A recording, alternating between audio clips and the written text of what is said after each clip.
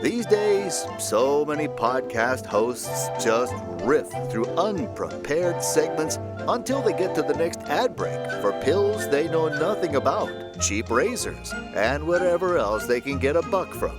But the Higher Side Chats does it differently. We succeed or fail on the quality of the content and your desire to hear more of it. So you're about to hear another free first-hour episode that's here to prove the 2-hour shows are worth subscribing for.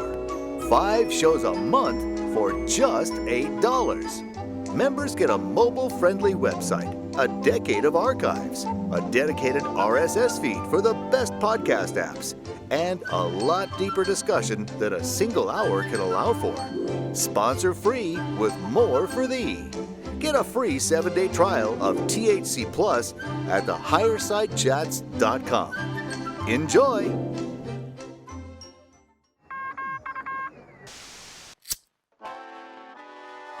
the 1930s, President Franklin Delano Roosevelt addressed the nation through a series of radio broadcasts known as the Fireside Chats. His aim was to reassure the common man that our society would recover from its troubled times. Well, we're far from 1930, and I deal with a different kind of fire. For a new era of worldly frustration, we offer a fresh conversation. I'm Greg Carlwood, and these are the Higher Side Chats.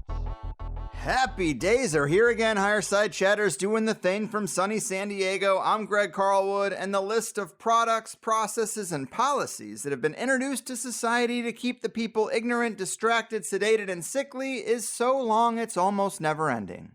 They degraded the food supply, eroded education, promoted lazy lifestyles, dazzled us with screen-based entertainment, and cut around all sorts of advancements in energy and medicine that could transform the world in exchange for massive profits from petrochemicals and oil-based everything. But the saddest of all might be the state of our water and the lack of education as to how powerful optimized water can be. Lead pipes, fluoridation, and a dozen more treatment chemicals are no way to honor the most important life-giving fluid on this island Earth. But luckily, today's returning guest, George Wiseman, is doing his damnedest to fix that.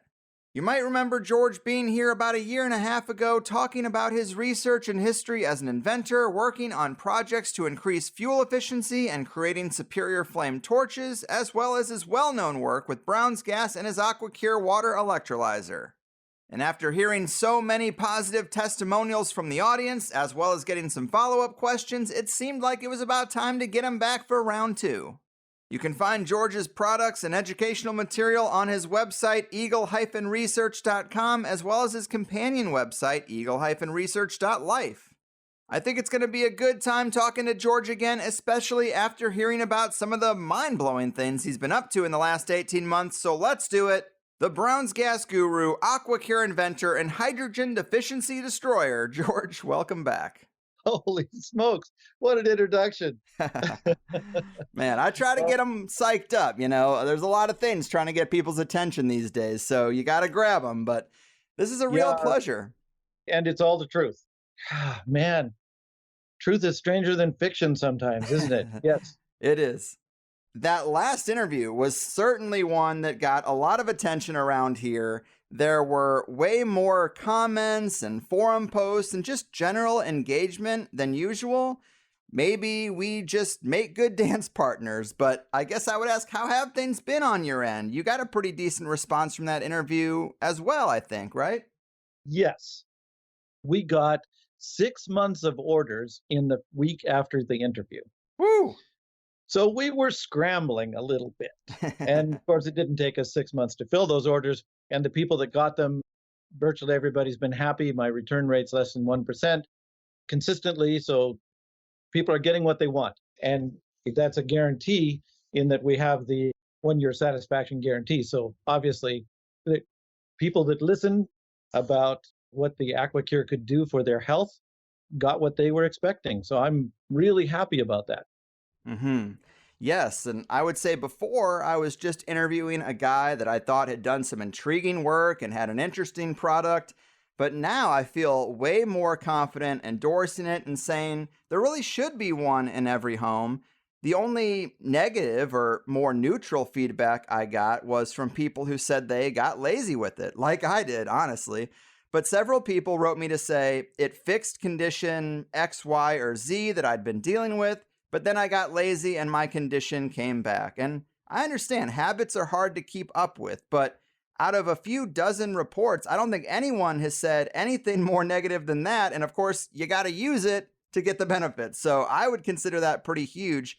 People who have used it consistently over the last year have noted more energy. They've lost weight because they aren't as hungry eating all of that hydrogen depleted food. I've heard 2 reports of no more gingivitis. I had another guy tell me it's worked wonders on the negative side effects from chemo because he has stomach cancer. Another 2 people told me they haven't had a cold since getting it about 18 months ago, and that is rare for them. Honestly, nobody in the last 18 months has said to me, I bought it, I used it every day, and nothing has happened. And I consider that pretty impressive. Yes. I've sold many thousands of these things now. And I have had 2 or 3 people send them back saying that they didn't, just for, being honest here, saying they didn't get a result. But I really kind of think maybe they didn't use it because, my goodness, although it may have happened, and then it also may have happened that they had a gas leak and weren't getting the gas to their nose or whatever the case may be. So that there could be times when people say that it hasn't worked for them, but I would definitely say 1,000 to 1. The people have been getting what they expect. And that's why we have a satisfaction guarantee, because I'm not an MD. I can't say what it will do. Okay. I can say, for example, it seems as though, according to the studies, that it mitigates nearly every ailment known to man. And there's thousands of hydrogen studies out there now that are proving that. In fact, there's even been studies of studies that are showing 0 negative side effects. Like if you look at the television, you see the drug things and you have to mention the side effects, some of which, it always amuses me, is a side effect of the exact thing it's doing it. Like a pill for a headache causes headaches. Yeah. That's so funny. But there's 0 negative side effects of the hydrogen because it's pure nutrition. It's exactly what the people need. Mm-hmm. So, yeah, I tend to say that the world's in turmoil and we have all these health issues. The fuel prices are rising. There's food shortages on the horizon. But here's a technology that helps people seldom get sick, helps the body heal 3 times faster, like burns. If you get a burn and you put the gas on the burn, it's been proving 3 times faster healing. If you're using the gas in your vehicle, like that would be a different device. I call the Hyzor, not the AquaCure. People are saving 25% up to 50% on fuel costs. And there's ways possibly of making your own fuel and makes plants grow, if in soil, 3 times faster. And the AquaCure can do this, by the way. And if it's in hydroponics, up to 10 times faster. And the kind of testimonials I'm getting back almost on a daily basis, I have to every once in a while go over to the shop and just read one to the guys so that they know, guys and gals, it's multi-gender shop. These days, what do? You can't just say guys. Anyway, so, for example, this woman who had ovarian cancer, and she says anything under 36 on the scale that they used, it was stage 4 ovarian cancer. And she wrote saying it's now a 6. Anything under 36 is good, and it's a 6 for whatever that scale is that they're using for that. And she is very happy. It's just on and on and on. This is doing what I had hoped it would do based on what I was talking about in the first interview, where my wife died of lupus. And I later discovered the Brown's gas would have helped the lupus. So I just swore to myself, gave me the passion to help as many people not go through all of that we went through, where I was carrying my wife to the bathroom and she couldn't even roll over in bed without assistance. And she was blind and losing her hair and her quality of life. She was a multimedia artist. She was exuberant. She did so many different things, and then to be reduced to that. And I had something that could have helped her, and I didn't know it in my own shop. So that gave me the passion to say, my life has to be dedicated to something. This is it. Right. And I'm so happy to hear all of these people reporting back the gains that I'm helping them with by providing this technology. And I'm so hoping that more people will, to the point where I don't know if you know enough about my history to understand I'm an inventor, but I don't patent anything. Instead, it worked out to be much better for me to write instruction manuals and teach people how to do what I do. So based on that, and the fact that I want to have a life, because quite frankly, I'm often working from 3 a.m., I'm not joking, to 8 p.m. And my wife is saying, you've got to have a life. Now, she's helping me in the business because she's trying to reduce that. So often I can stop working at 5, but I'm still getting up at 3 o'clock in the morning so that I can have a few hours with my wife in the evening. And I want to have a life. So one of the things I'm doing is developing a course, which is going to be come out really shortly now, which will teach people how to build these for their own business. It's $10,000 to take this course, but it takes my 35 years of experience and condenses it down into something that people can learn in a couple of weeks, self-taught, and they can learn to build these AquaCures themselves for their own hometowns. And this is the idea. See, right now, we've got a worldwide situation going on where in Australia or Austria or Japan, anywhere in the world, obviously North America gets the most of it, but anywhere in the world, these things are going out to, and if there's any problems with them or anything like that, then they have to be shipped back to me. Luckily, I can build them so there's very few problems. But still, the point is, servicing something from one location doesn't make a lot of sense. You have to go through all the customs and the shipping along with these supply chain solutions and everything. So it's better to build the machines where they're going to be used. And then also you have the expertise for the people that are there to call up somebody, like you want to call an electrician or a plumber, and have them come and service the machine or fix the machine or give advice about the machine, even initially help set up the machine. All these things can be done if you're on a local level. So by making this course, it will allow this plan that I have of this desire to have one in every home. I can't do that myself. I'm not Elon Musk. I'm not going to set up a gigafactory to make these things. Instead, I'm going to spread out the health and wealth so that as people make their own business in their own home, building these machines and selling them or renting them, distributing them locally, they have their own income at the same time as they're helping people around them be healthy. So this seems like an ideal situation that will eventually, if this all works out the way I want, allow me to have some time myself. I love it. I've heard you talk about that course in previous interviews, and I understand that the first person to go through it has their own AquaCure franchise-like business now, and they made 6 figures in the first year, apparently. Yes, they're working up towards 7 figures, this particular guy. His name is Ryan in Canada, yes, in Saskatchewan. And yeah, he's doing really well. And we've done a really good thing about collaborating, which is what I want to do with all these people that take the course. We'll just form an unofficial collective where we'll help each other, just like Ryan and I have been helping each other, because one person can't think of everything.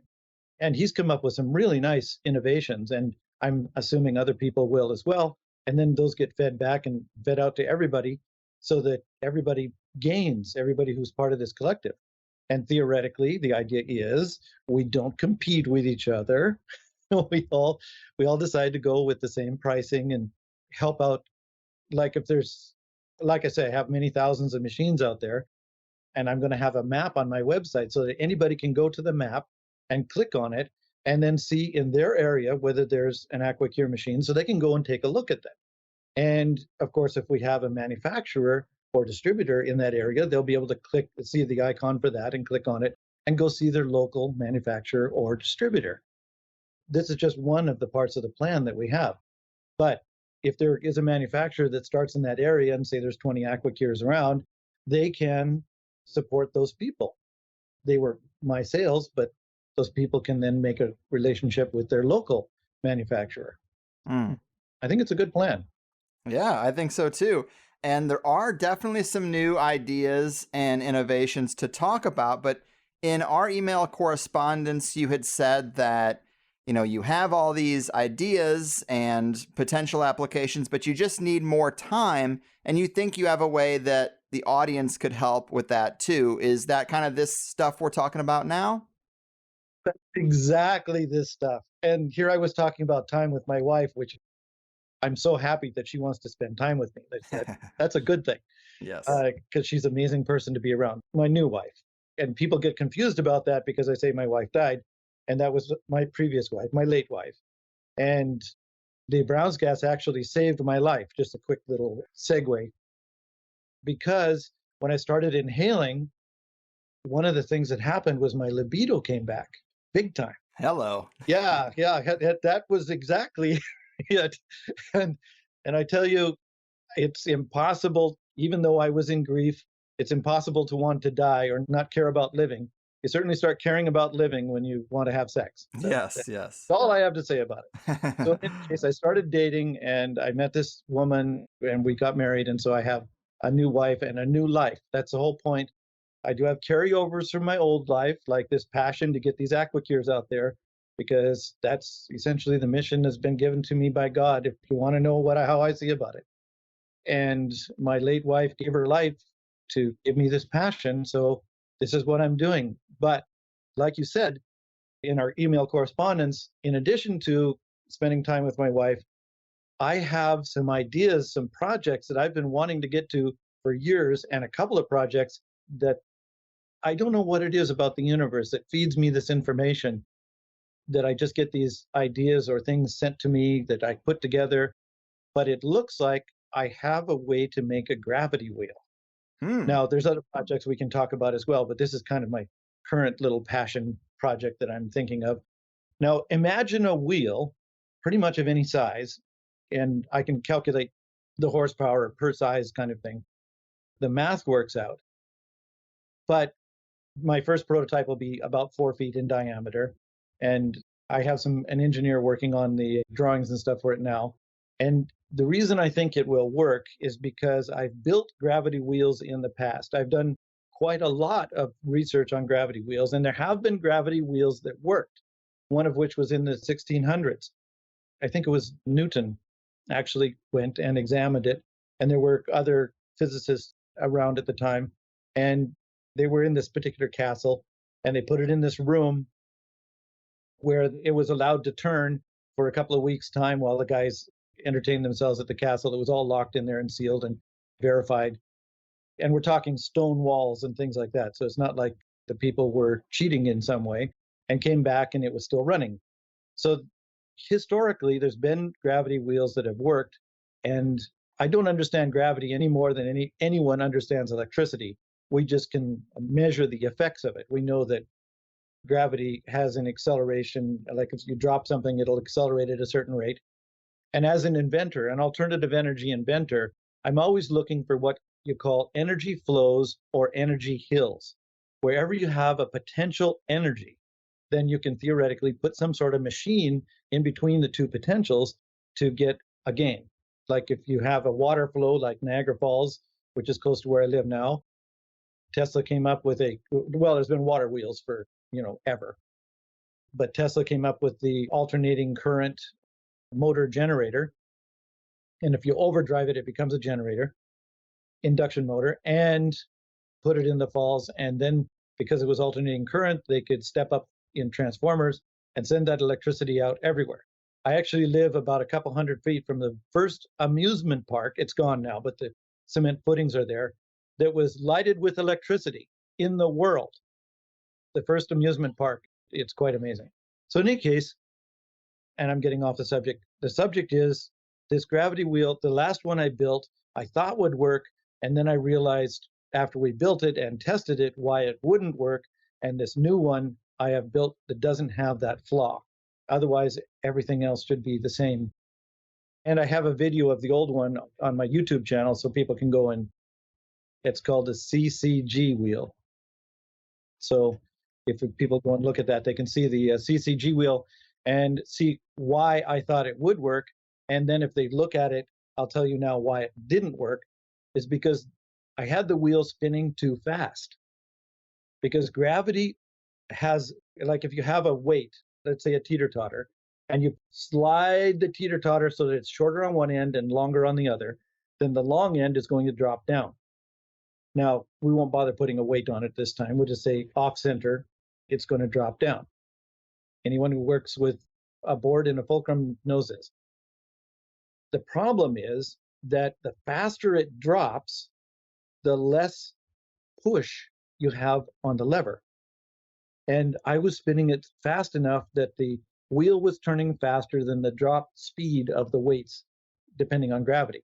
Now, if you think of gravity kind of like a waterfall, where you have a constant flow in one direction, a constant pressure, a constant whatever you're going to call it, but it's only flowing at that speed. Like if you have water dropping over the waterfall and then hitting a vein or a board, and you have that board moving as fast or faster than the water is dropping, the water's not going to put any pressure on it.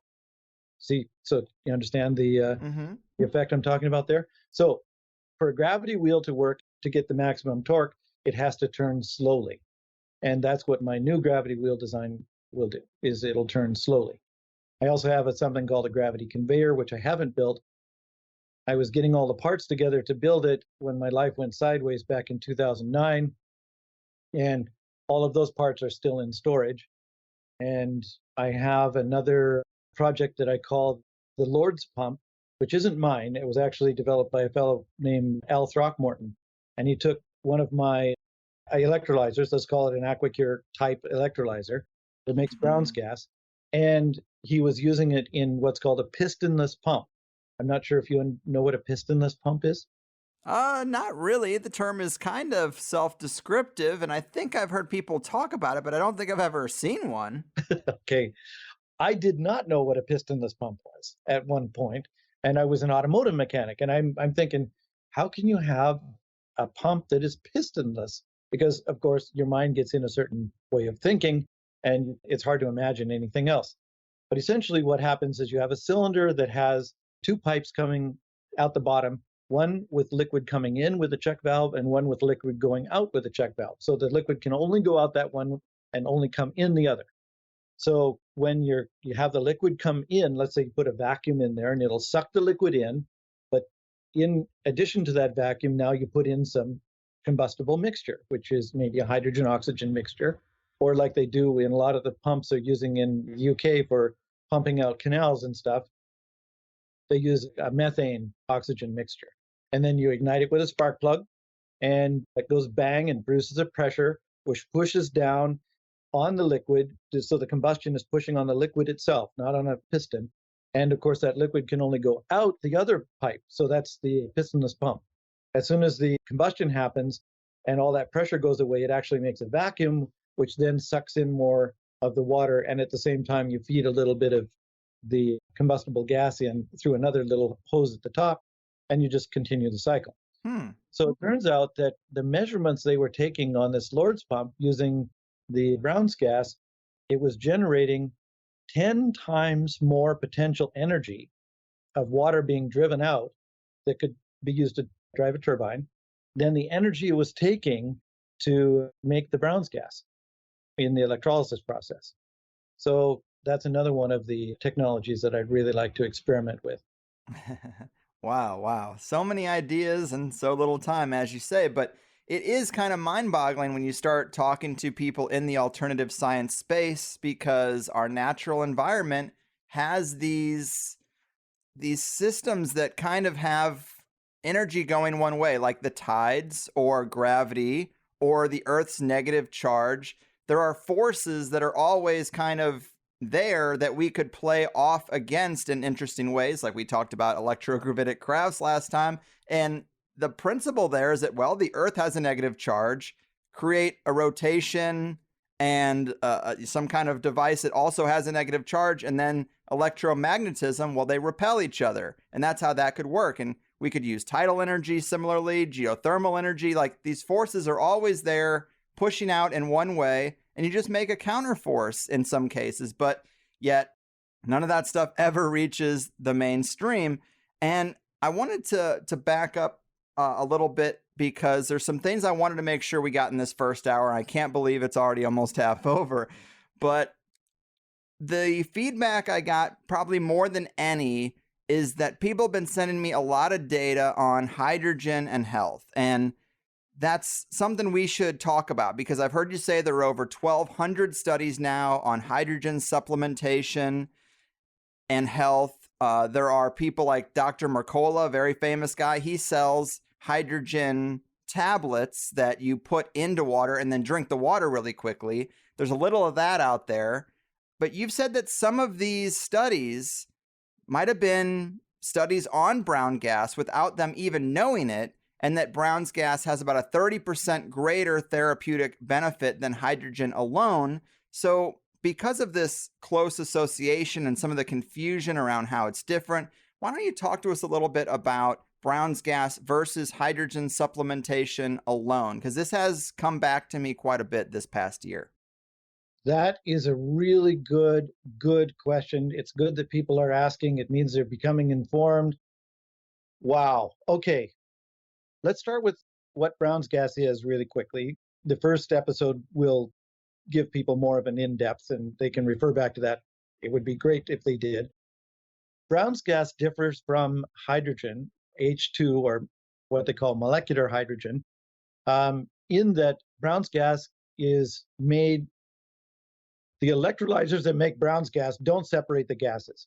So you have the hydrogen and oxygen coming out one hose, instead of the hydrogen and oxygen coming out separate hoses. So that's the first visible difference. But what we discovered is that when you don't have a membrane in between the anodes, the anode and cathode, the electrolytic plates that are making the hydrogen off the cathode and the oxygen off the anode, when you don't have a membrane in the middle that keeps the gases separate, something called an electron bridge forms between the electrodes. And the solution in the middle is essentially a wire, if you will. It conducts electricity. And if the electricity isn't conducted from the cathode to the anode, the electrolysis doesn't happen. So that's a basic thing about electrolysis, is that has to happen. But when the electricity has to go through a membrane, then you don't get this electron bridge forming. And this electron bridge is absolutely vital to make a third gas, which is very, very important difference between molecular hydrogen and brown's gas. This third gas I called electrically expanded water before I really knew what it was, because I just had to have a name for it, or EXW, because I could see it forming. I made transparent electrolyzers, and I have pictures, and you could actually see the gas coming right out of the fluid, right out of the middle. And I knew it wasn't hydrogen, and I knew it wasn't oxygen, because those only form on the plates due to the electrochemical reaction of the water to the negative or positive charge. So in this case, I knew that we had a gas that was coming out that was not hydrogen or oxygen, partially because the Faraday equations prevented it from being either of those two gases. So the Faraday equations say if you put a certain amount of amperage through an electrolyzer, you can expect a certain amount of hydrogen and a certain amount of oxygen to be produced. And I was making more gas than that, as much as 60% more gas than that. So not just a little bit, not within a little couple decimals error or something like that in my measurements. And of course, this has all been duplicated by many, many other people. And I could see this gas coming out the middle. So I theorized that it was some form of water that was electrically expanded. Turns out that's exactly what it was. And they already had a name for it in physics. It's called plasma. So there's 4 states of matter. You have a solid, in case water, it's called ice. You have the liquid, which we call water. You have the gaseous form or gaseous form, which is a water vapor or steam. And then you have plasma.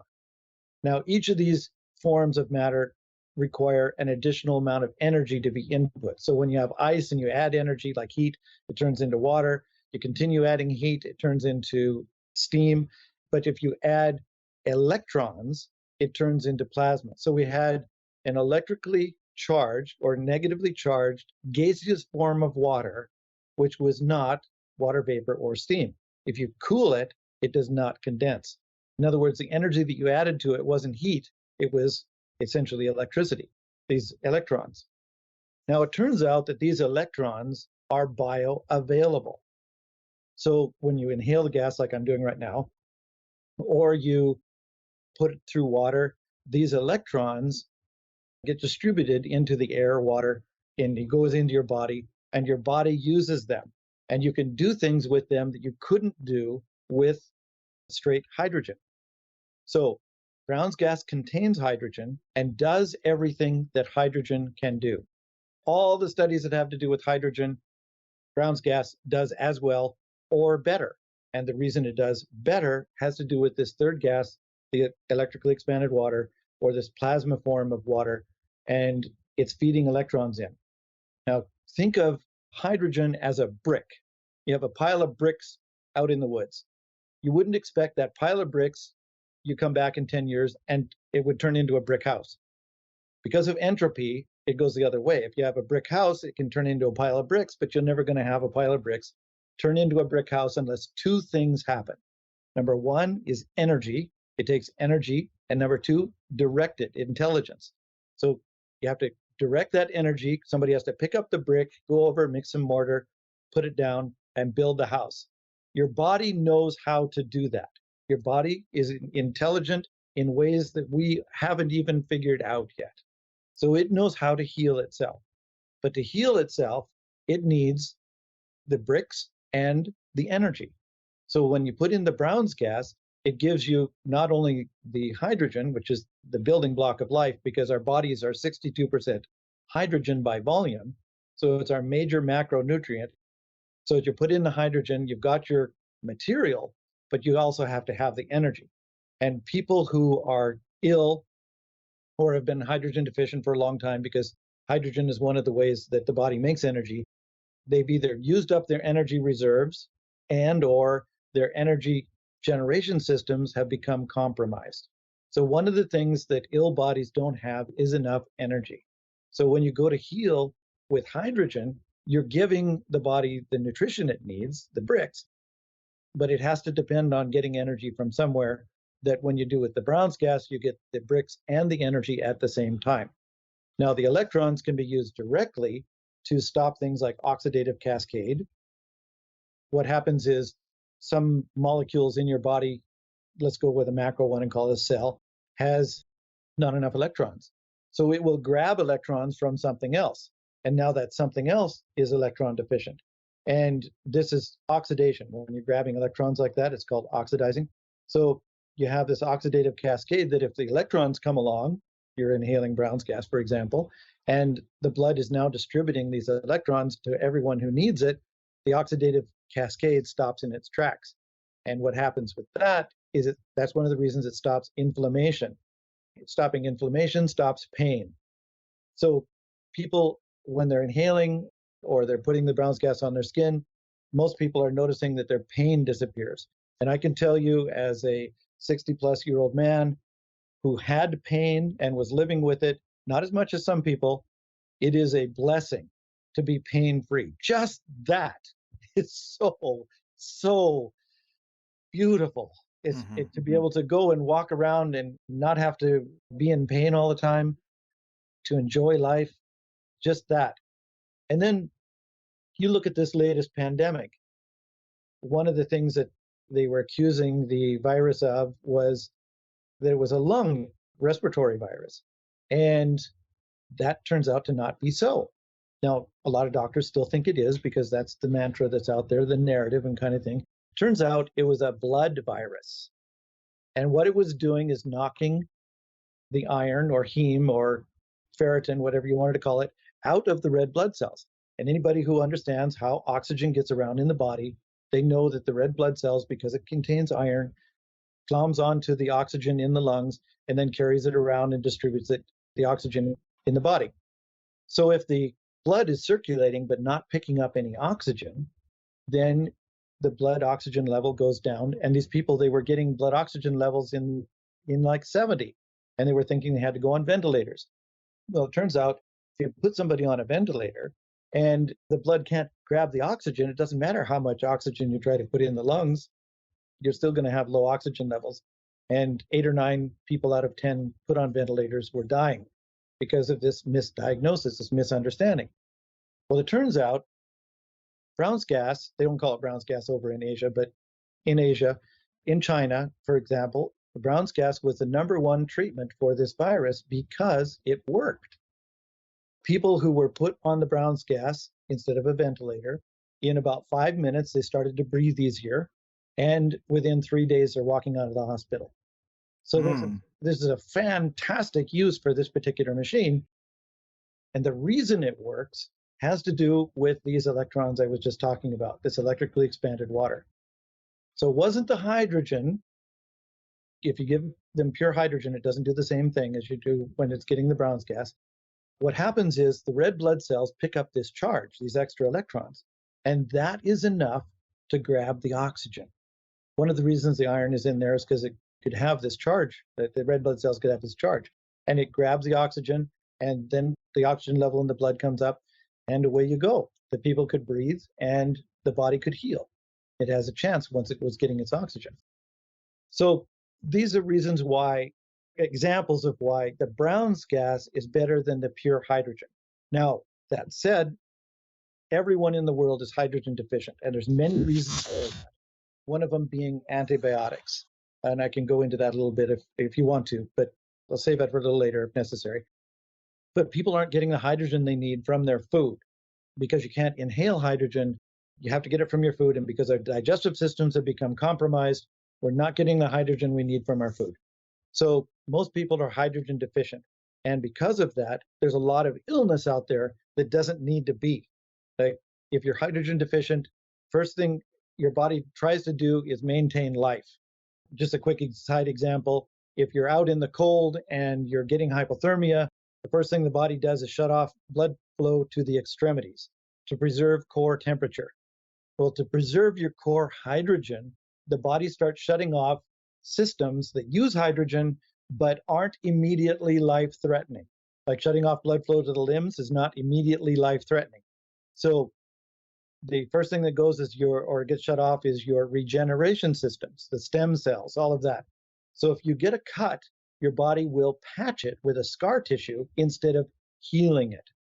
And this is something that happened to me once I started inhaling the hydrogen. All my scars disappeared off my body.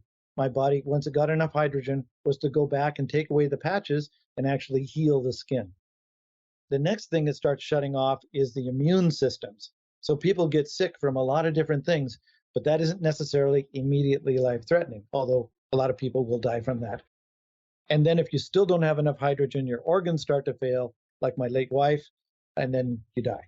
So it turns out that when you start hydrogen supplementation, and I'm talking just hydrogen now, not the Brown's gas specifically, though the Brown's gas has these effects even quicker because, like I say, you get the energy as well.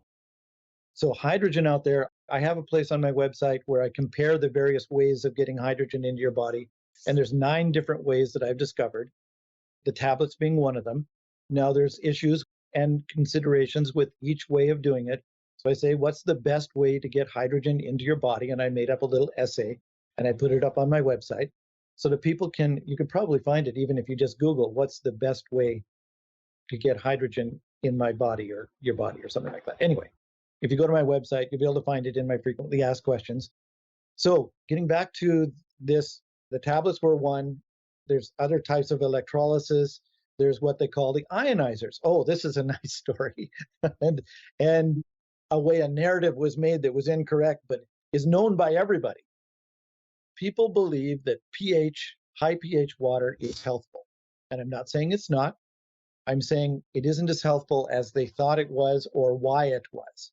And it was started, that I'm going to call it myth information, was started over 40 years ago with people who discovered if they ran water through what I call a flow-through electrolyzer, commonly called an ionizer, and there's various companies that make them. Kangen by Enagic was one of the first, and I have a Kangen K8 myself.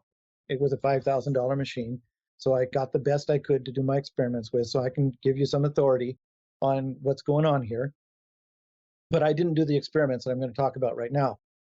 So more recently, some scientists got together and they actually experimented with this, the 40-year-old myth about pH in water and being healthful. They neutralized the water, but left the hydrogen in the water, and the health benefits were maintained.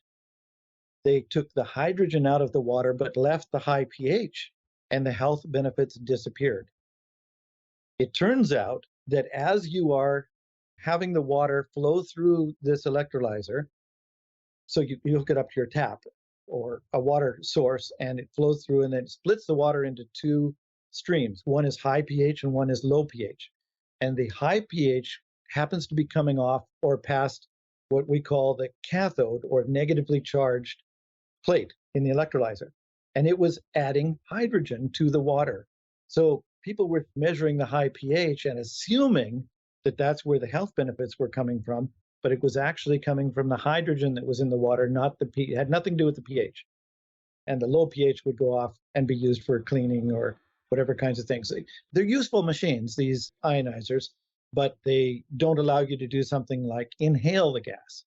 And what happened with myself, for example, I got 10 times more benefit from inhalation than I ever did from the hydrogen-rich water. I started to drink the hydrogen-rich water in 2005, and I didn't get sick from 2005 to 2007. So at that point, I started promoting what I call the ER50 electrolyzer for people to bubble in water and have the hydrogen-rich water. And I got hundreds of testimonials back from that. And then people were asking if it could inhale, but I erroneously told people, no, you shouldn't inhale because it's a combustible gas, which I later realized I was mistaken. It is a combustible gas, but not when you mix it with enough air. When you mix it with enough air, it's not combustible. However, when I started inhaling in March of 2016, so you can see it took a decade for me to get into that, I suddenly noted a lot of health benefits. Amazing. Some happened really fast. Some happened over months. Some happened over years of time. Just last year, I discovered as I was washing my feet in the shower that I was not leaning against the shower wall, which I had been doing for years because I had lost that much of a sense of balance. I was standing on one foot and washing my toes without leaning against the wall. So I'd regained a sense of balance that I hadn't had before. But that happened over years of time, yes. So in any case, people can look on my eagle-research.life website and see about me, and they can see the list of health benefits that I've had from inhalation. You were about to say? Oh, well, that's just one of those things that if you're not really observant of yourself, you could totally overlook it. And that is probably a reason why some people don't notice some benefits. I'm pretty dense when it comes to that kind of stuff. I notice if my sinuses are better or not, but that's about it. And the more I've learned about health and healing, the more I realize it is about getting proper sunlight, about grounding, and about good water. And all these things kind of speak to charge and the hydrogen depletion and just the electrical systems of the body. You know, some say we are electrical beings, and yet the modern medical system pays no attention to that aspect of the body. And here we are pointing out how important it is and how, you know, some of these things affect it. And another thing I wanted to make sure we fit in the first hour that you had mentioned to me was protocols 5 and 6. So, of course, last time we talked about all these kind of weird aspects like the AquaCure engaging in transmutation 3 different ways. The most impressive being that when you cook ore using a Brown's gas flame, you can get 3 times more copper from the same amount of ore, and people have used it to make rubies, sapphires, other precious gems. A lot of that was in the last interview, but kind of along these lines, we have the first 4 main protocols for the AquaCure: drinking the water, breathing the gas, or the topical application of either the water or the gas. You know, that rounds out the first 4. But now there's these protocols 5 and 6 that you've been talking about a little bit more, and they're pretty interesting. Tell us about those a little bit. Okay. I've mostly been keeping quiet about it because I don't yet have the support up on the website to tell people how to do this. But I can say that everyone who has bought an AquaCure from day one has the equipment, the basic equipment to do what I'm going to tell you now, because I built it right into the machine. So one of the things that, and because I have 35 years of experience with Brown's gas and I know what I'm doing, I can do things that the people that are just jumping on board right now can't. And this is one of them. And that's what I call Protocol 5 and 6. Now, Protocol 5, people understand that deuterium depleted water is good for you. People get a lot or too much deuterium in their bodies these days. And I think it's deuterium, if I'm remembering correctly, is water that has an extra proton in its molecular structure, or hydrogen with an extra proton, excuse me. So it makes something called heavy water. And the heavy water does in your body exactly the same thing it does in a nuclear reactor. It dampens the flow of energy. So it sucks up things that would normally be used to make energy in your body. So people become a lot less energetic when they have too much deuterium in their body. And deuterium, I think it naturally is in water. About 1 to 5,000 parts of water is deuterium, this heavy hydrogen. But in today's water, it's a lot more. So a person's body normally gets rid of deuterium at a certain rate. But if you're putting it in faster than it's going out, then you get too much deuterium. So what people are doing is buying very expensive deuterium depleted water to put less deuterium into their body, so that then as the body gets rid of it, they end up with less of a deuterium load. So it turns out that the Brown's gas production, when you make Brown's gas, you're essentially splitting the water into hydrogen and oxygen. And then if you burn it in a flame, the ashes of the combustion is water, and it's light water. There's no deuterium in it. So you can make deuterium depleted water with your AquaCure if you have the right equipment, which most of what you need I send with it. But I haven't told people how to do it yet. But the ashes of the flame, the steam and water that comes off the flame, is your deuterium depleted water. So that's what I call Protocol 5 health protocol, because people know that drinking deuterium depleted water is healthful. So that's Protocol 5. Protocol 6 gets really out there. And of course, I'm talking on the right show for that. Indeed. You're going to have to suspend disbelief for a little bit while I talk about it, because I do have proofs of everything I'm saying. The things have been duplicated, but it sounds too good to be true. And the science has in no way caught up to this leading edge that I'm going to be talking about right now. Turns out that deuterium depleted water that I was just now talking about is also what we call new water. And it's new water because it was just formed from oxygen and hydrogen into water. Well, it turns out that water has something called a memory. And I have another web page, Brown's Gas for Health, Brown's Gas for Health. And it'll get into this quite a bit and give a little bit more in-depth than I'll be giving right now. How much time do we have there, Greg? Let's call it 10 or 15 minutes in the first hour. It's not an exact science here. No pun intended. No problem. 5 or 6 minutes probably I can detail most of what's going on, the essential kernel of information, and we can go into it more in the second hour if necessary. Sure. Okay. So first, water has a memory, and the body can read that memory. So 2 experiments that I'll tell to kind of give an idea of what I'm talking about. What they did is they did a plant experiment in this one particular case where and I'm going to assume that most people understand that when plants are around classical music, they grow really well.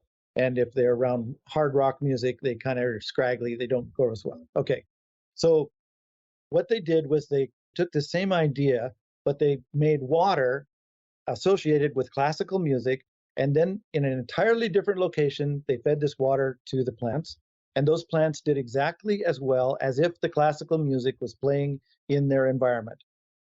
And they did the same thing with the rock music, the hard rock music, and fed it to another group of plants in a different location that had never heard the music, and they turned scraggly just as if the same music was playing in their environment.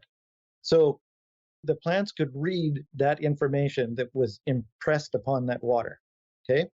Now, another experiment, what they did was they took 3 groups of cattle in a meat processing plant where they had to kill the cattle and then process the meat. And they took water that was going to go into the processing plant, and they fed some of that water to a controlled group of cattle. And then they took the water that went through the processing plant and they cleaned it. They put one group of cattle through the processing plant, and then as they went through it, they gathered up the water that was used to spray down the various and clean things, and they cleaned that water so that it was just pure water. There was nothing in it but water, H2O. And they fed that water to the third group of cattle that were in a separate pen, completely separate. And they discovered, as they monitored the stress levels in various ways, heartbeats, all these kind of things, of the cattle, that the cattle that were fed the water that went through the packing plant had exactly the same stress as the cattle who were going through the packing plant. They exhibited exactly the same symptoms. So it's not only plants, but animals can read the water as well. Now, there are some other things where they call it the 100 monkey effect, where on one island they trained these monkeys to do a certain task that would help them get food better. And after they had trained 100 of these monkeys on another island close by started learning to do the exact same thing, even though they had no association with the first set of monkeys. So I think that the water on the planet can gather information that's coming. And of course, we're also looking at the telephone being invented on two continents at the same time. And there's some sort of energetic thing that happens, and it may or may not be associated with the water entirely, but we do see that the water has a memory. Okay. So it's important to have water, when it's new water, to have it impressed with healthful things. This is protocol number 6. You can think of it, we can impress it with light and ions and music, all different kinds of things that can enhance health. There was a scientist called Dr. Emoto who did a lot of research on that, where he would flash freeze water that had been subjected to various influences. And when it was subject to hate and negative emotions, the water it looked like mud and it wouldn't form crystalline forms. Whereas if it was love and light, it would form beautiful crystals. So these are the kinds of things where it shows how it's affected by emotions and the environment. Well, it turns out that if you put this new water next to, I did this in my own fridge, next to a glass of orange juice, the water will start to taste like orange juice. Totally separate, but it absorbed some sort of the energy that was in between the two. And it turns out, if you look at homeopathy, that if you put a substance in water, and of course they weren't even using new water to do this, they're using old water that had all kinds of other memories in it. Can you imagine how powerful it'd be if they were just using the new water?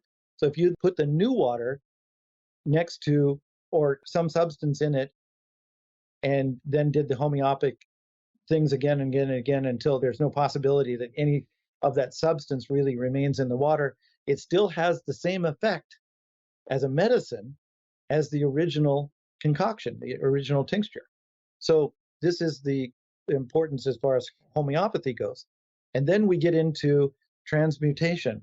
Now there's 2 different ways that I know of that Brown's gas water has been turned into materials. In other words, we have a jar. I have 2 of them sitting right here beside me. I have them for when I'm doing video interviews, and people can see. Joseph Bender, in a company called Rainfresh, along with an inventor called Norman Wooten, were doing experiments with Brown's gas, and they were making the new water, and they were putting it in this bottle that they had completely cleaned out. It was a plastic bottle with something called Body Booster in it, which was a liquid concentrate of 50 different minerals. But you'd put them in a shot glass and take the minerals. So theoretically, you're getting all the minerals you need in a day, kind of a supplementary thing. So it was an empty bottle, and they were putting this new water in it. And the empty bottle, which was gradually filling with the new water as they made it, was sitting next to a full bottle of the 50 mineral mixture on a shelf in the sunshine, in such a way that the sunshine was shining through the full bottle onto the bottle of new water. So I theorized what had happened was it impressed on the water the information of these minerals.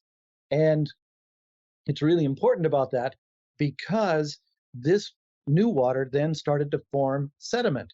And as I understand it, they told me they got 10 ounces of sediment out of this new water There was only water, H2O. That's all that was in there, but they got this sediment.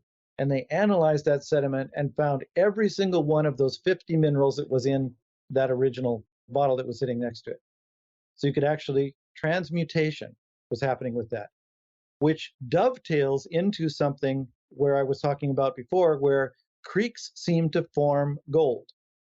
I was a prospector for a while and talking to old prospectors, and there are creeks that simply don't have a mother lode for the gold to come from. Placer just fills up. They take all the placer out of the creek, and a year or two later they go back and there's more gold. And they theorize that it has something to do with the water running over the stones in a certain way, certain minerals, and it actually then completes the process and makes gold. Somewhat similar to when we took the copper ore and we cooked it with the Brown's gas, and then we got 3 times more copper out of the ore than we could with just processing the ore without cooking it first. Now, in that case, I was thinking that what the Brown's gas does is complete the process of baking. In other words, the environment started making the copper, but this ore wasn't completed. It was like a cake half done. Whereas you put it back in the oven and it made all the possible metal that could be made out of that particular ore. So using the Brown's gas then. So what I think was happening with this in that particular creeks is there's something called primary water. The earth actually makes new water by itself. And if you look it up, you'll find it is called primary water. And I think this primary water is bubbling out of springs and going down this creek and being impressed with the information that made the gold. So I think in a similar situation where this sunlight was shining through and providing the energy and the imprint for this transmutation to happen. So that then becomes protocol number 6, in that you can make your own medicine. So health protocol number 6. Now, turns out you can make a lot of other things as well, but if you associate the medicine you want or the effect you want with the new water, it can homeopathy type make the medicine, and that is just amazing. Now, there's a whole bunch of other things the new water can do, which I will just say, look up Philosopher's Stone. Look up the Philosopher's Stone and all of the things that the Philosopher's Stone theoretically could do. This new water seems to be able to do that. Damn. I love it. I love it. You mentioned some of that last time, like the work done with the Rainfresh company, but it's like, it seems like this new water is taking that ability to transfer information or water memory and just expanding it or in some way. Yes. Expanding water's ability to do that. Yes. And similar experiments were done with a fellow by the name of Luc Montier, who was the man who, a virologist that discovered the AIDS virus and did a lot of work. He did not like the mRNA things, by the way. I know, yeah. Unfortunately, he wasn't around long enough to really be a voice for that position. Yes, unfortunately, he died. Yes. I did get to meet him in person before he died, and I deeply appreciate that. So, in any case, he had experiments, and you can look them up online, where he was able to transmit information from one vial over the phone lines electronically to another vial that then formed the same sort of materials that the first vial had. Isn't that something? Yeah, yeah. His work has been talked about here a little bit, but it is super fascinating, and it seems like you're expanding on it, and there's a lot more work to do. One more question I had about the Protocol 5 that I want to squeeze in here is that, of course, you know, deuterium depleted water, it's been talked about here a bit. People say you get better athletic performance, and it seems to be the most impressive anti-aging substance known to man at this point. But I have looked into buying deuterium depleted water. There's a company called Light Water, and it's like $80 for 3 1-liter bottles. They say that the process is really involved and labor intensive, requires a big facility. Maybe that's marketing. But it's a process that seems complex enough that to be able to make an attachment to the AquaCure, I've heard you mention an attachment before and kind of retrofitting current models to produce deuterium depleted water. That sounds pretty wild. I'm curious if you can elaborate on that a bit more. Where is the new water? You say the water that comes off the flame. Is this for people who are using the torch attachment? Elaborate a little bit more. That's exactly right. And it really is as simple as that. The hard part is to catch the steam properly. Now, there's people that are trying to catch the steam like with copper coils. And I really think that's not a good idea because the first impression this new water is getting is copper, which if you have a copper deficiency, maybe that's a good thing. But generally speaking, it's a micronutrient and you don't want to get too much. So you got to be really careful. And this is why I don't have the attachment made yet, because I'm too busy to get back in and actually make the commercial version. But all you have to do is collect that steam in a way that is healthful. That's it. And you've made your deuterium depleted water. And this has already been proven in Russia. It was one of the ways they were making deuterium depleted water at first, but it is energy intensive in that it takes quite a bit of electricity to make a liter of this deuterium depleted water. But we're talking in, let's call it 50 cents, less than $1 at electrical costs that we're doing now. So people that are paying $20, $30 a bottle for their deuterium depleted water are kind of paying more than they need to. So without the visual, it's sometimes hard. And when we talk about capturing steam off of a flame, that's kind of almost counterintuitive. But I haven't seen a video of the flame in action, but obviously there's a torch attachment. We know what a little torch looks like, a torch flame. And then, so in this case, it just has some steam as well, and that can be captured. Yes.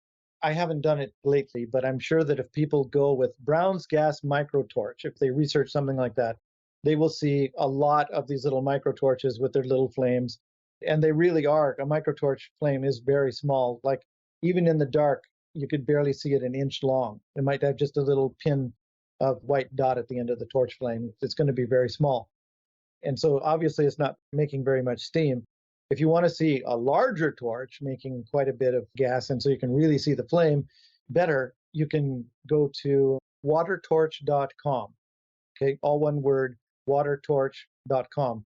That's one of my websites. It's an old website for when I was selling the large electrolyzers that could produce enough Brown's gas to power a regular acetylene torch, replacing the acetylene with the Brown's gas. And then you can see me waving my hand through the flame and things like that. So you can kind of get a better idea what the flame is. And I think we have pictures that were taken in the dark because you really can't see a hydrogen flame very well in the daylight. There's very little emissions off of it. It's almost invisible. So the flame goes out actually quite a bit further than you can see. And then as it's converting from a gaseous form to a liquid form, or in this case, steam, it's actually contracting 1,800 times.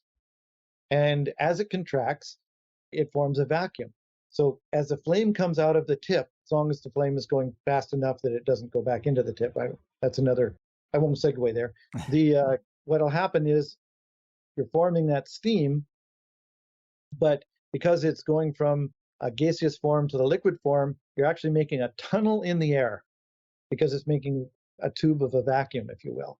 So the air itself, the air pressure itself keeps the flame long and thin. So it looks like a long, thin flame. And you just simply direct that tunnel, if you will, at something that can condense the steam. And that something has to be cooled enough that the flame itself isn't going to burn through it. Like you can wave your hand through the flame because it's mostly water. But if you direct that flame against something like space shuttle ceramic that's very resistant to heat, that flame will burn right through that space shuttle ceramic. So you have to direct it against something that isn't going to burn or influence the new water in a negative way. So that's the kind of experiments that need to be done. But as soon as you get that dripping happening off, where that it's condensing into the water and then it's dripping off whatever it is you've directed the flame to, or even just directing it at water itself. As you direct it into a glass of water, that water will condense the steam into the liquid. The water will heat up very slightly. And that's a way to collect the water without directing it against stainless steel or copper or something like that. So there are ways, relatively simple, of getting that new water, but you do have to do it in such a way that the environment, because whatever is in the environment, whatever emotions, whatever light, whatever sound, whatever anything, that water is going to start picking up that information instantly. So in addition to condensing the water and collecting it, you have to make the environment what you want it to be for something you put in your body. Very interesting. Very interesting. So, man, it just seems like, correct me if I'm wrong, but maybe an enterprising listener could get a few AquaCures and start a side business of not only selling deuterium depleted water, but also hydrogen enriched bottled water or something to that degree. Absolutely. In fact, if they buy my books, the Brown's Gas books, book 2, for example, and the resources and stuff, you can build large electrolyzers that'll do all of this at a relatively low cost. I call it $500 plus whatever gas production you want. So if you want 1,000 liters per hour, so it's $1,500, you could build 1,000 liter per hour electrolyzer. It's probably more now, come to think of it. Everything's gotten more expensive, but still relatively low cost. Whereas if I was selling an electrolyzer like that, I'd be selling it for $10,000. Yeah. So people can get into this business just building your own electrolyzers, making the gas, and then selling that water. Wow. Many aspects to the 1-2 punch of health and wealth. I think a lot of people should appreciate that. Man, just really impressive. Even yourself is a good case study. I've looked at some old videos and pictures of you, and you look 20 years younger than when a lot of this stuff started. And also, you've done many, many interviews, and a lot of them are on YouTube, and anyone can look at those YouTube interviews and see that the comments are very complimentary. A lot of them are, hey, this guy changed my life. This device changed my life. You're never reading comments on these shows like, George refuses to give me back my money and this whole thing's a sham. And YouTube comments, I mean, a lot of people aren't policing their YouTube comments, so they just kind of are what they are, and they seem universally positive. So that's another thing people can look at if they're feeling on the fence. But man, I just love being even a small part of introducing people to such a powerful tool. The feedback I've gotten has always been super positive. And now you're doing this decentralized franchise-like distribution model that is creating wealth on top of the health. And it's just incredible what you're doing, man. Anything else we should leave people with? Obviously, your links. They have the 20% off coupon code higher side. Anything they should know maybe about the course? 3 things I think people should take away. First of all, I do have the 1-year satisfaction guarantee. You can return it for any reason. You don't like the color of the paint, and I give you your money back. I want every one of these machines to be working for somebody. If it's not working for you, it's been under your cupboard, I will return your money if you return the machine. I'd rather you had health, but if you aren't going to have health, there's only a few thousand machines out there. I'd rather get it to somebody who will use it. Okay, so satisfaction guarantee, I want it to work for everybody. And then the second thing is I have a lifetime warranty, a manufacturer's warranty. If anything goes wrong with the machine, that's a manufacturer error. For the life of the machine, as long as the person who bought it owns it, I will fix, replace, do whatever's necessary to make sure you continue to have the operating machine you paid for. And now the course. Yes, it's a franchise-like. It's not a franchise. I'm saying franchise-like in that I train everybody to do the same thing. Like a McDonald's, they all make the same hamburgers. And in McDonald's, each McDonald's is owned by its own owner and things like that. But we're looser than that. It's not an official franchise in that I don't require you to use any particular method or anything like that. I do say that your machines that you build have to meet certain quality qualifications to use the name AquaCure and logos in my name and things like that, because that's integrity. And we have to maintain this standard. So there are some things like that that have to be maintained that you agree to do in order to use those names and logos and stuff. And if you only build one machine a week, you're going to have like a $3,000 a month income. It doesn't take much. And then there's the people that maybe want to build 10 a day, and they're going to have quite a bit more income. And some people can. There will be people out there that have manufacturing facilities already set up that they can just turnkey, pretty much put this right into their systems and train a few of their employees, and they'll be able to turn these things out like cookies. And that's all good.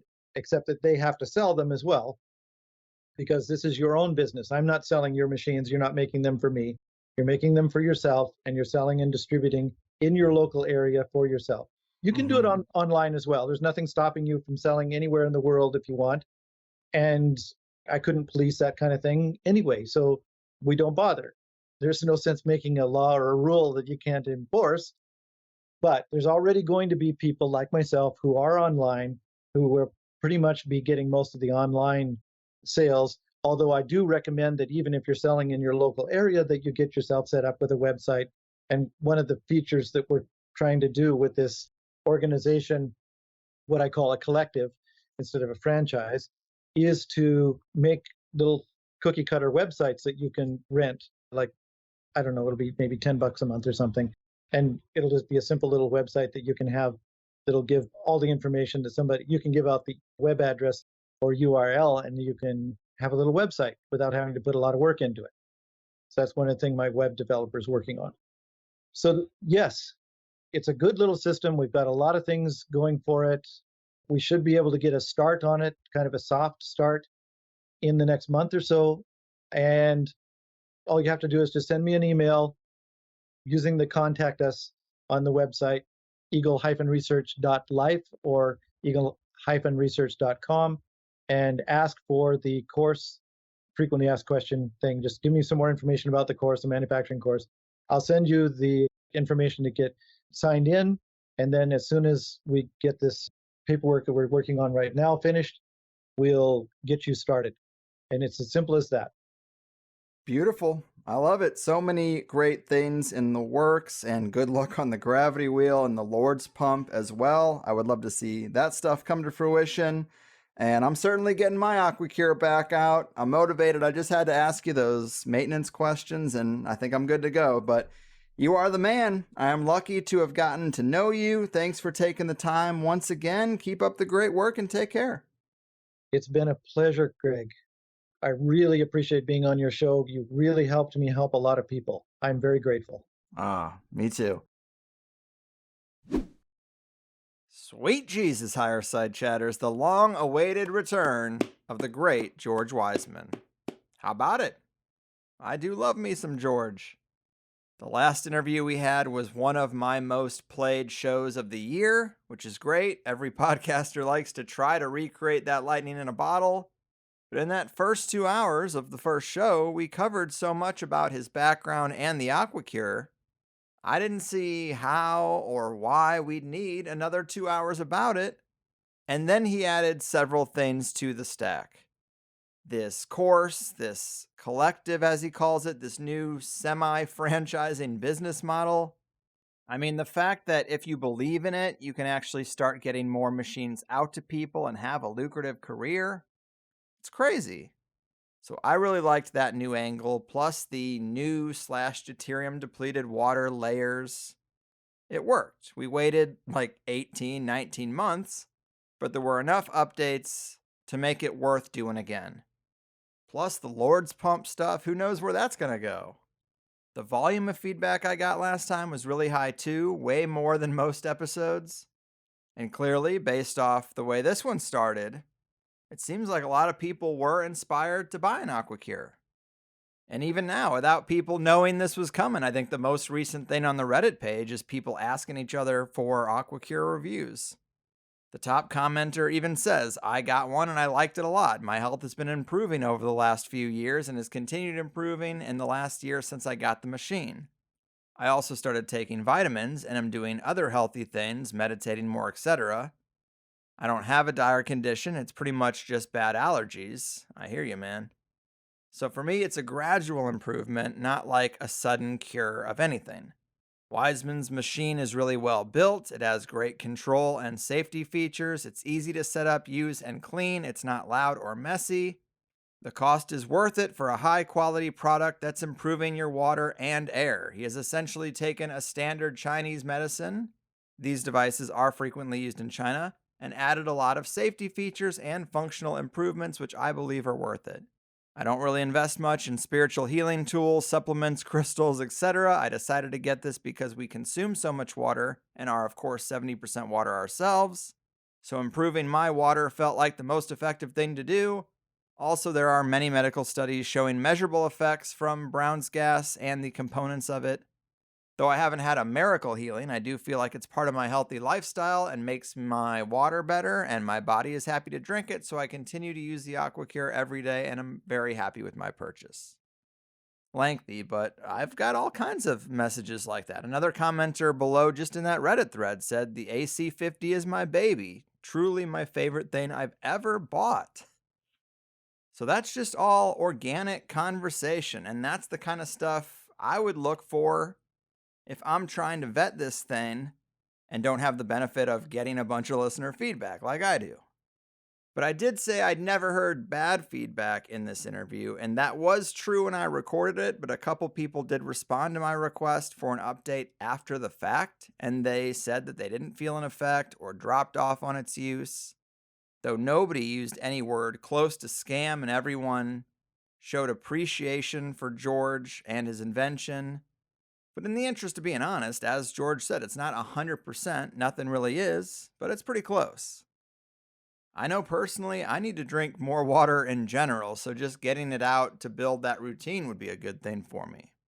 So if you're interested, yes, the machine is $2,500, but you do get $500 off if you use the coupon code HigherSide, and you got a lengthy money-back guarantee. And the AquaCure AC50 is not the only thing on the website. I do believe the coupon code HigherSide is 20% off anything. You might need to ask George if you're interested in other things, but 20% off the AquaCure AC50 is $500. So I just say it like that.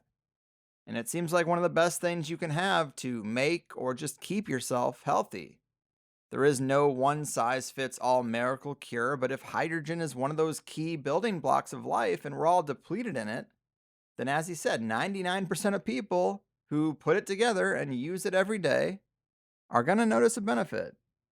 I know there were people out there looking for me to be their tester, and I'm sorry that I got lazy with it. My wife was pregnant, my dog was dying, we had a lot going on. But as I said, the dog did show increased signs of, let's call it, youthfulness at 16 years old. Getting even a few more months with her would be priceless to my wife, who had pork chops since she was like 19. And I think it helped, but there's just no way to compare an individual life with and without an AquaCure and what would or wouldn't happen. It's just simply not possible. So I don't mean to oversell it, but I get excited because we talk to people in the alternative health, alternative energy space all the time. And rarely do they actually have a product to market that the vast majority of people rave about. And when they do happen to have products out, there's just not this much interest. I think the last time we really did something was when we did the show about red light therapy. Our guest Mark Sloan sold various levels of red lights, and I never really heard much feedback from many of you guys who jumped on that. I did recently get my water revitalizer from Natural Action Tech, if you remember that show, just a few episodes back. And I don't know. I'm a little disappointed. I was buying it to test it, so I was going to get it anyway. So maybe I didn't read every last detail before making that purchase, but it's pretty small. I thought it would be the size of like a 2-liter. So I could actually put a good amount of liquid through it or store it in the fridge in its charging mode. But it's more like the size of a single-serving Aquafina bottle. And then it has golf ball-sized objects inside of it that I assume are where all the interesting things we talked about are stored in it, but that takes up a lot of volume too. So when you fill it and put it in the fridge overnight and then drink that water, it feels like I'm drinking more like a champagne flute of water rather than a good, healthy pint glass or two. Which is really not to say that it doesn't work, just that it's a little underwhelming, perhaps. I'm sure there are actually other things on the Natural Action Tech site that I would like more. I'm just not in the position to use a whole house filter or even an under-the-sink filter, and I already have shower filters. But the item I got, the $1,200 Model Z portable water revitalizer, I'm not sure about. But revitalizing the water that comes into the home is a whole different thing, and there's only so many options. But either way, I think George is one of the bright minds of our times on several levels. I'm lucky to know him, and I hope that those who had questions got them answered today. I tried to squeeze in the ones that I got more routinely, mainly people asking about the differences between Brown's gassed water and hydrogen water. And man, I liked his answer there too. Of course, the AquaCure is not the cheapest water electrolyzer out there, but do you want the cheapest when it's going into your lungs?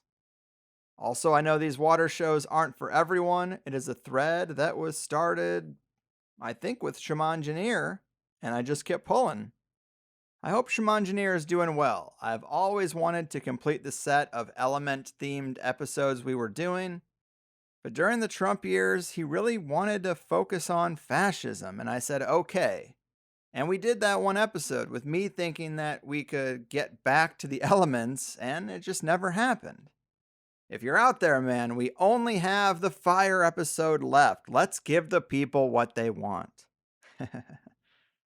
So, good episode today. If you only heard the first hour in the Plus show, we got into a deeper dive with the new protocols, making your own fuel, how to get your AquaCure in good working condition again if you've neglected it like I have. We got through a healthy amount of listener questions, how to get your cat to drink Brown's gas water before it off-gasses, using the AquaCure to detox from the jab, and oh my God, like our last episode wasn't enough of a tearjerker, George losing both his parents to the jab since the last time we talked. Heavy stuff, and I'm sorry for his losses.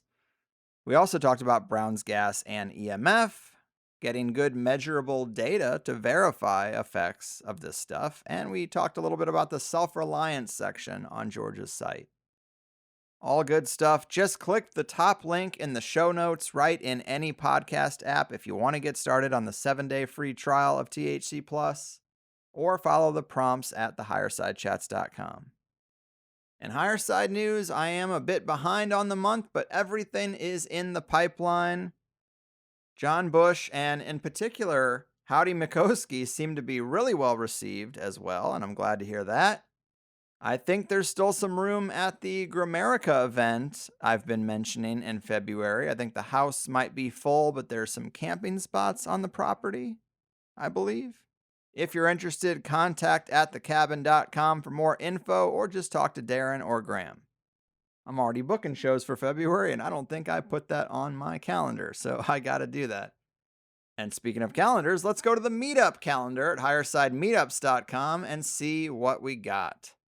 Today is November 20th, and there is a meetup today in West Bridgewater, Massachusetts. We also have one on November 22nd at the Old Mother Brewing Company in Frederick, Maryland. December 3rd, Philadelphia, Pennsylvania. December 4th, Pompton Lakes, New Jersey. And also on December 4th, there's one in Cleveland, Ohio. It's actually aiming to be a THC/Rune Soup mashup. And we'll talk about the other ones down the line. If you don't hear about one near you, go ahead and make one. It's easy, it's free, and I'll read it on air. And that said, you're probably already listening to the show the way you like to listen to it. But if you ever can't find an episode or want to see what I've done over the last 12 years for a certain topic, the website has all sorts of categories and a great search function and a great mobile version. As a podcast listener, I know what people want in a podcast player, and we built it all right in. If you like THC enough, ask for Plus for Christmas. We've got a good gifting section set up on the website as well. Or ask for that AquaCure if you got those kind of friends. George's links are also in the show notes. eagle-research.com, coupon code HigherSide for $500 off. Or you can email him to learn more about that really interesting manufacturing course system he's setting up. But either way, I hope you at least found this interesting. I love you guys. I appreciate you listening. Enjoy the holidays. I'm getting out of here. Your move, Deadwater drinkers, hydrogen depleted people, and supporters of our 6-6 system. Your fucking move. Sweet dreams to the alley. We're calling them out on THC, uncovering secrets and conspiracies. Everybody's looking for something. Some of them want to use you. Some of them want to get used by you. Some of them want to abuse you. Some of them want to be abused.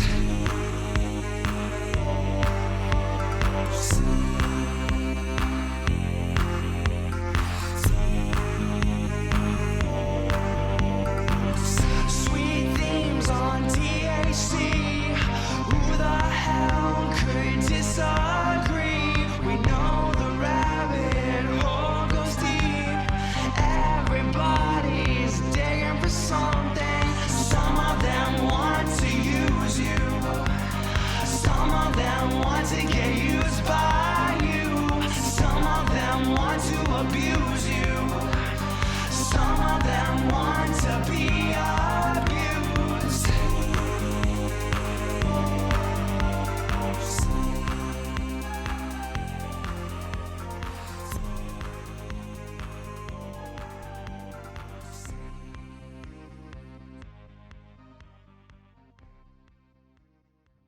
And that is another show complete. Remember, as much as you enjoyed this, which is just the free first hour, I hope you'll become a Plus member to hear the full 2-hour interviews. You also can engage with other Plus members in the comments and the forums, and you'll find your answer to one of the most common questions I get, which is where can I find those cover songs that you use at the end of the show? Well, they are free downloads for Plus members too. And without Plus members, I can't hire the occasional musician to bring these odd cover song ideas to fruition. Plus members are how I'm able to do what I do without ads and without the big machine being on my back.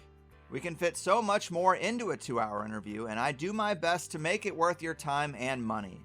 The conversation only gets deeper, weirder, and more controversial in that private hour. How could it not, the way things are going? But the best way to sign up is at thehighersidechats.com, where new first-time subscribers always get a free 7-day trial because I'm just that confident. There's no PayPal on the website, but if you need to use PayPal, then sign up through Patreon and you get all the same episodes. Our website is a credit or debit system, but you can also scope out the other options like a few various cryptos, cash or check mailed to the P.O. Box, and I'll even barter with most people if you have your own business and produce something nice that my wife or kid or taste buds might like.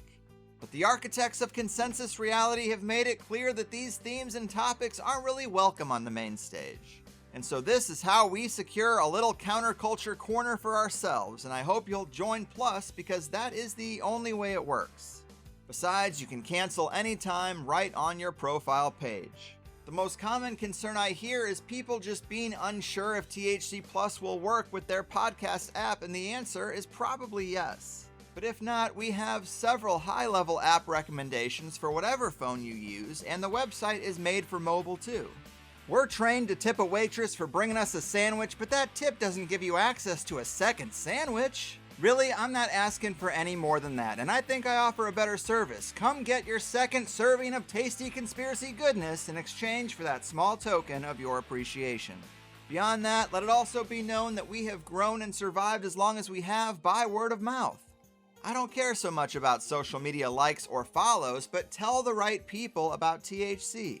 And not just listeners, but the high-level figures who are better suited to sit down with me than most other hosts. And if you can help me with any of these things, I can work to bring you better shows, which is just a win-win for both of us. Informative, entertaining, and action-packed. It also never hurts to thank a guest you liked if you have the time either. We want them to know people are listening, so they're willing to come back down the road too. Thank you for spending some time with me, and cheers to a better tomorrow.